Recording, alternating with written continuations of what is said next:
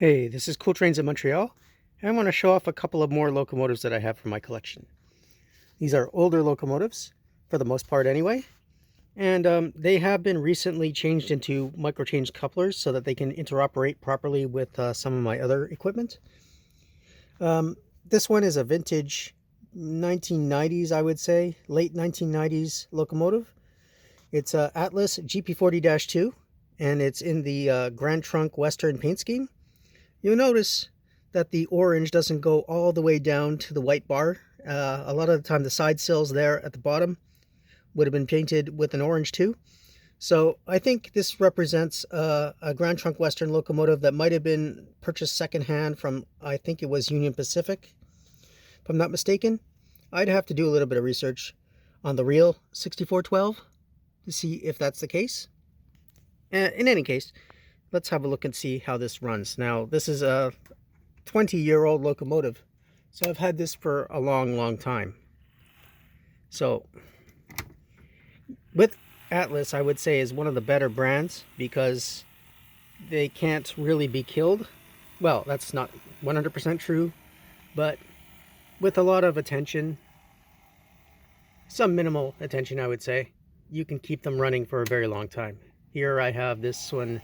And I'd like to say it's very important to exercise the locomotives that you have from time to time, which is why I have this test track, because right now I don't have the space for a full layout, although I'm working on one, a full-time layout.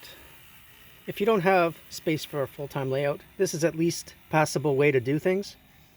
Have yourself like a 3-foot long section of track on a little shelf like this, and it gives you a running space to keep your locomotives in good shape, and that's very important. So this one here, like I said, is about 20 years old, and it's representing one of the older Atlas models before the turn of the century even, actually. Unpainted handrails, and it would have come with the horn hook couplers, which is why I had to change the couplers out and make them into the Microtrains couplers for interoperability. So that's one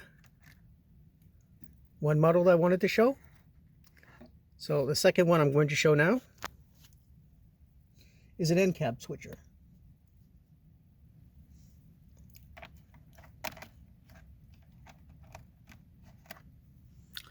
So this one is a Canadian National SW9, or it represents basically an SW1200 RS, I guess. Now this is a what do you call it? It is a lifelike model. Now I have a few of these, and people with N scale will know that there's very few end cab models out there. There's the really old ones from Concours, which run well, I suppose. However, they don't really have the best detail. And then you have these ones that came out, 15 years ago, I suppose. They do have much better detail, and they do run fairly well. Again, it's very important to exercise them. And when this unit came out, it had the horn hook couplers again, those Rapido couplers. So, and Rapido having nothing to do with the Rapido trains from today. So I had those removed, and I had these new couplers put on so that this locomotive could be used with some of my other ones. And for example, this locomotive here, this one you've seen before. This is a secondhand locomotive that I got, another SW1200. And this one has actually been custom built by somebody, a gentleman that I bought it from, at one of the train shows at Baron Bing High School back in the mid-90s, I suppose, or late 90s. And it's a really good engine. A lot of good detail on this. It has like handrails, and he painted the number in there and put some extra details onto this. So I do know that that runs well, and it's got those couplers, which he painted as well. And let's see if this will run properly with my other locomotive. Well, I haven't really tested it, to be honest, so let's see how it goes.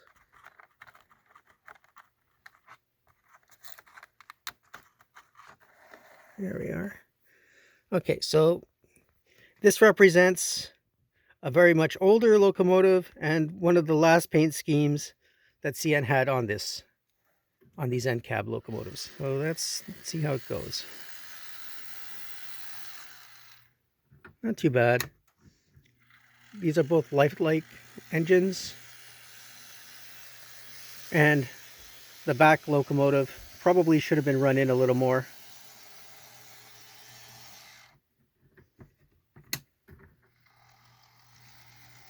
But one thing you just don't see anymore is the end cab locomotives. And there you see this that stalls a little bit.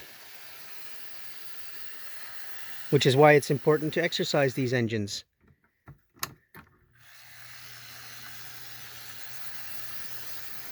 The more I exercise it, the more it's going to be matched.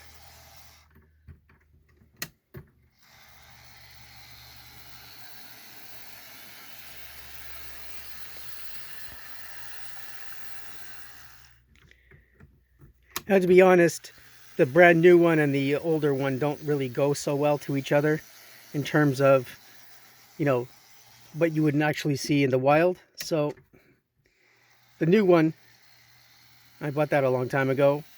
The newer looking one is probably going to be running on its own mostly. And my other locomotive, which you'll see in a minute, is the one that I would be running with that.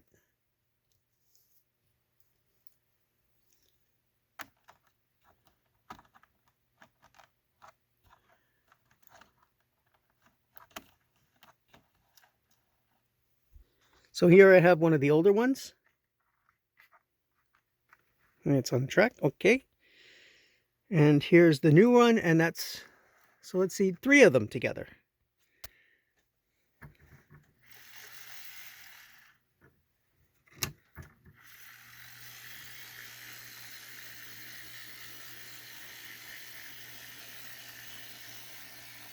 Yeah, I've been waiting to put these 3 together for a while. And I couldn't able to do it before because these locomotives came with the horn hook couplers, and that other old one there that I had with the handrails had these Microtrain couplers. But when you change out the Microtrain couplers, now I have 3 end cab units in CN that I can run together. They actually look pretty good that way. Even if the paint schemes are probably 30 years old between the 2 of them. And you can see which one, the front unit on here was a stock unit. And that's what he started with. And then the one on the back is the end result of the gentleman's kit bashing and detailing efforts, which he did a very good job on. So, cheers to him. And that's why I really miss those train shows at the Baron Bing High School and later in Dorval because of COVID, because you could get some interesting things that you just don't see anywhere else. That's where I picked up this locomotive for a very good price. And that's why I hope when the Omicron is over, we can go back, maybe this year. I don't know if it'll be this year, maybe next year. But it is unfortunate. A side effect of this pandemic is that I'm not able to get to any train shows in Quebec, in the Montreal area at all. And I miss them. Alright, so this video has gone on long enough. What I'll do is I'll split this up and make another video showing some of my other end cab units. So if you like what I do, please subscribe to Cool Trains in Montreal. Have a good day.